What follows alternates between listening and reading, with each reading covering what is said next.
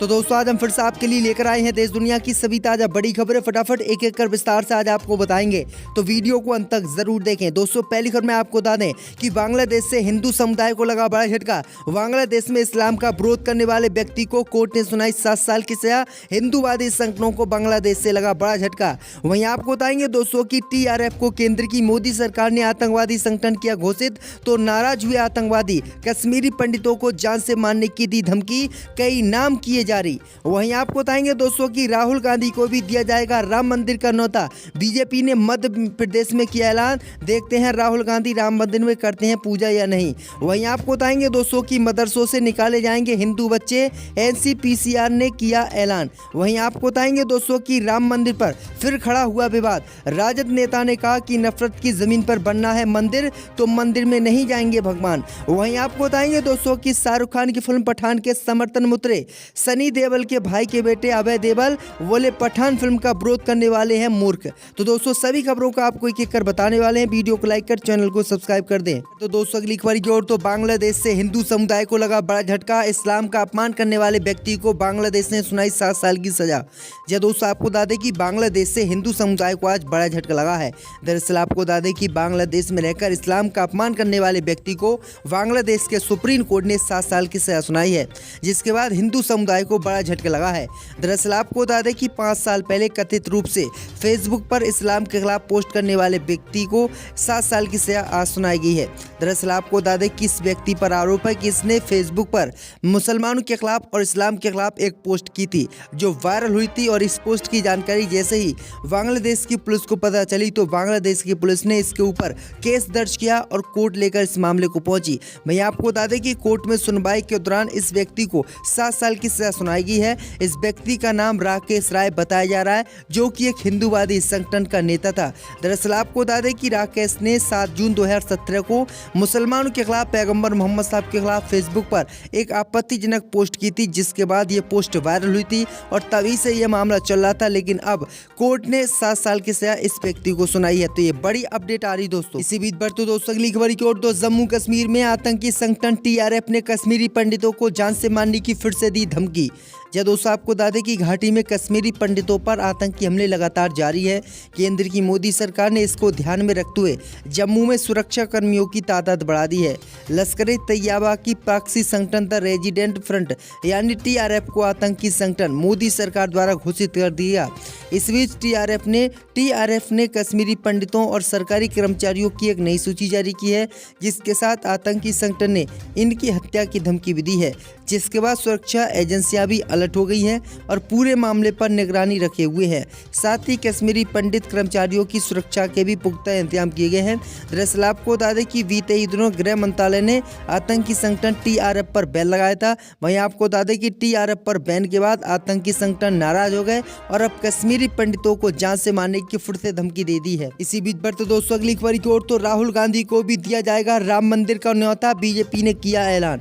जब दोस्तों आपको बता दें कि महाराष्ट्र के डिप्टी CM देवेंद्र फडणवीस ने शुक्रवार को कहा कि कांग्रेस नेता राहुल गांधी को भी अयोध्या में बन रहे राम मंदिर में दर्शन के लिए बीजेपी की तरफ से न्योता दिया जाएगा। बीजेपी के सीनियर लीडर का ये बयान केंद्रीय गृह मंत्री अमित शाह द्वारा राहुल पर हमला करने और 1 जनवरी 2024 तक राम मंदिर बनकर तैयार होने के ऐलान करने के एक दिन बाद आया है।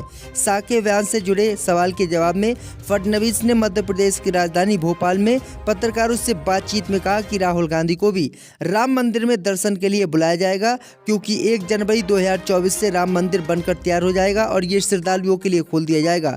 उन्होंने कहा है कि बीजेपी की तरफ से राहुल गांधी को न्योता दिया जाएगा। अब देखते हैं कि राहुल गांधी राम मंदिर में पूजा करने के लिए आते हैं या फिर नहीं। इसी बीच पर तो दोस्तों अगली खबर की ओर, तो मदरसों में पढ़ने वाले हिंदू बच्चों को निकाला जाएगा बाहर, NCPCR के फरमान से मची खलबली। जब दोस्तों आपको बता दें कि राष्ट्रीय बाल अधिकार संरक्षण आयोग ने नया फरमान मदरसों को लेकर जारी किया है। इस फरमान के जारी होने के बाद से ही सभी मदरसों में हड़कंप मच गया है। आयोग ने अपने फरमान में कहा है कि देश भर के अनुदानित और मान्यता प्राप्त मदरसों में पढ़ने वाले हिंदू छात्र छात्र छात्राओं को चिन्हित किया जाएगा। इसके बाद उन्हें वहां से निकालकर RTI के तहत सामान्य शिक्षण संस्थानों में एडमिशन कराकर उन्हें पठन पाठन की व्यवस्था करवाई जाएगी। दरअसल आपको बता दें कि लगातार मदरसों पर आतंकवादी संगठनों को बढ़ावा देने का आरोप लगता रहता है और कहा जाता है बीजेपी की तरफ से कि मदरसों में आतंकवाद की पढ़ाई की जाती है। वहीं आपको बता दें कि इसी मामले को लेकर NCPCR ने एक फरमान जारी किया है और बताया है कि मदरसों में जो भी हिंदू छात्र पढ़ते हैं जो मुसलमान नहीं हैं उन सभी छात्रों को मदरसों से निकाला जाएगा और उन्हें सामान्य स्कूल में एडमिशन कराकर पढ़ाई के लिए तैयार किया जाएगा। तो ये बड़ी अपडेट आ रही दोस्तों कि किस तरह से मदरसों के साथ अब खुलेआम भेदभाव किया जा रहा है। इसी बीच पर तो दोस्तों अगली खबर की ओर तो राम मंदिर पर फिर खड़ा हुआ विवाद। राजद नेता ने कहा कि नफरत की जमीन पर बना मंदिर। जी दोस्तों आपको बता दें कि राम मंदिर एक बार फिर चर्चा का विषय बन गया है, लेकिन इस बार बजाय राष्ट्रीय जनता दल के नेता जगदानंद हैं। दरअसल आपको बता दें कि राजद नेता ने एक विवादित बयान देते हुए सियासी माहौल फिर से गर्म कर दिया है। दरअसल आपको बता दें कि राजद नेता ने कहा कि कड़कड़ में रहने वाले राम अब पत्थरों की चार दीवारी में चले गए हैं, जहां नफरत की ज़मीन पर राम मंदिर का निर्माण हो रहा है और अब भारत में उन्मादियों के राम बचे हैं। अब गरीबों के, झोपड़ी वालों के, तुलसी के राम, अयोध्या के राम, सबरी के झूठे बेर खाने वाले राम अब भारत के राम नहीं हैं, बल्कि पत्थरों के भीतर राम बसे हैं। उन्होंने कहा है कि जो राम मंदिर बनना है वो मंदिर नफरत की ज़मीन पर बनना, और नफरत की ज़मीन पर कोई भी चीज़ बनती है तो उसमें भगवान विराजमान नहीं होते हैं। इसी बीच पर तो दोस्तों अगली खबर की ओर तो शाहरुख खान की पठान फिल्म के समर्थन में उतरे सनी देओल के बेटे और जो है अभय देओल।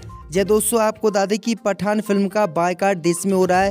थिएटर में पठान फिल्म के पोस्टर फाड़े जा रहे हैं, लोग पठान फिल्म के विरोध कर रहे हैं, फिल्म को ना देखने की भी अपील लगातार की जा रही है। इसी बीच खबर सामने निकल कर आई दोस्तों कि बॉबी देओल के बेटे अभय देओल ने बॉयकॉट करने वालों को मूर्ख बताया है और जो है शाहरुख खान की फिल्म पठान के समर्थन में अभय देओल उतरा है। उन्होंने कहा है कि बॉलीवुड के सुपरस्टार इतनी मेहनत से फिल्में बनाते हैं, लेकिन कुछ मूर्ख लोग इसका विरोध करते हैं। उन्हें क्या पता इसमें हजारों लोग की मेहनत लगती है, करोड़ों रुपये लगते हैं और वो सिर्फ बॉयकॉट करके इस फिल्म का विरोध करते हैं। तो ये बड़ी अपडेट आ रही दोस्तों। इसी बीच पर तो दोस्तों अगली खबर की ओर तो RSS प्रमुख मोहन भागवत ने सभी को बताया भारतीय। जय दोस्तों आपको बता दें कि गोवा में एक जनसभा को संबोधित करते हुए RSS प्रमुख मोहन भागवत ने कहा कि भारत की सब भाषाएं हमारी भाषाएं हैं, भारत के सब प्रकार के लोग मेरे अपने हैं, जो मेरा अपना है वो मेरा है, उस पर मैं श्रद्धा पूर्वक चलूंगा, लेकिन मैं इन सब विविधताओं का सम्मान करूंगा, आदर करूंगा, उनके विकास में मैं हाथ लगाऊंगा। राष्ट्रीय स्वयंसेवक संघ के प्रमुख मोहन भागवत ने शनिवार को कहा कि उनका संगठन ऐसे स्वयंसेवक तैयार करता है जो कई क्षेत्रों में देश के लिए योगदान देते हैं, लेकिन उनके माध्यम से कोई दबाव नहीं बनता है। दरअसल आपको बता दें कि बीते ही दिनों इन्होंने एक बयान दिया था जिसमें इन्होंने कहा था कि जो भी भारत में रहते हैं, भारत में रहने वाले सभी व्यक्ति हिंदू है। तो ये बड़ी अपडेट आ रही दोस्तों। इसी बीच पर तो दोस्तों अगली खबर की ओर तो हल्द्वानी में सामूहिक बेदखली पर सुप्रीम कोर्ट की रोक का जमात इस्लामी हिंद ने किया स्वागत। जय दोस्तों आपको बता दें कि उत्तराखंड के हल्द्वानी में रेलवे भूमि विवाद के कारण बेघर किए जा रहे हजारों परिवारों को उनके घरों से बेदखल करने के उत्तराखंड हाईकोर्ट के आदेश पर रोक लगाने के सुप्रीम कोर्ट के फैसले का जमात इस्लामी हिंद ने स्वागत किया है। उन्होंने कहा है कि कड़ाके की ठंड में सुप्रीम कोर्ट ने जो फैसला सुनाया है वो काबिले तारीफ है और हम इसका स्वागत करते हैं। उन्होंने कहा है कि हल्द्वानी में मुसलमानों के घरों पर बुलडोजर चलाने का हाईकोर्ट ने आदेश दिया था और बीजेपी सरकार बुलडोजर कार्रवाई के समर्थन में थी, लेकिन सुप्रीम कोर्ट ने जो काम आज किया है और हजारों लोगों को बेघर होने से बचाया है, हम सुप्रीम कोर्ट के फैसले का विरोध जो है माफ कीजिएगा समर्थन करते हैं और सुप्रीम कोर्ट ऐसे ही फैसले सुनाता रहे। तो ये बड़ी अपडेट आ रही दोस्तों। इसी बीच पर तो दोस्तों अगली खबर की ओर तो महबूबा मुफ्ती ने भाजपा पर देश के संविधान को खत्म करने का लगाया आरोप। जय दोस्तों आपको बता दें कि जम्मू कश्मीर की पूर्व मुख्यमंत्री महबूबा मुफ्ती ने शनिवार को केंद्र की बीजेपी सरकार पर निशाना साधते हुए कहा कि भारतीय जनता पार्टी देश के संविधान को नष्ट कर देगी और तिरंगे की जगह भगवा झंडा फहरा देगी। उन्होंने कहा है कि लगातार भारत को हिंदू राष्ट्र बनाने की कोशिश की जा रही है, लेकिन किसी भी कीमत पर ऐसा नहीं होने दिया जाएगा। दरअसल आपको बता दें कि उन्होंने कहा है कि जब से केंद्र में बीजेपी की सरकार बनी है तब से देश में तानाशाही आ गई है और लगातार बीजेपी के लोग देश में तानाशाही कर रहे हैं। इसलिए बीजेपी देश में संविधान को खत्म कर एक तानाशाही सरकार लाना चाहती है और देश के लोगों को परेशान करने की पूरी कोशिश कर रही है। तो ये बड़ी अपडेट आई दोस्तों कि महबूबा मुफ्ती ने गंभीर आरोप बीजेपी पर लगाए हैं। इसी बीच पर तो दोस्तों अगली खबर की ओर तो यूपी के 33,000 से ज्यादा किसानों का कर्ज होगा माफ। जब दोस्तों आपको बता दें कि उत्तर प्रदेश के 19 जिलों के 33,000 से ज़्यादा किसानों को नए साल में बड़ी खुशखबरी मिली है। किसानों का 190 करोड़ रुपए का कर्ज माफ योगी सरकार की तरफ से किया जाएगा। शनिवार को वाराणसी पहुंचे कृषि मंत्री सूर्य प्रताप शाही ने इसकी घोषणा की है।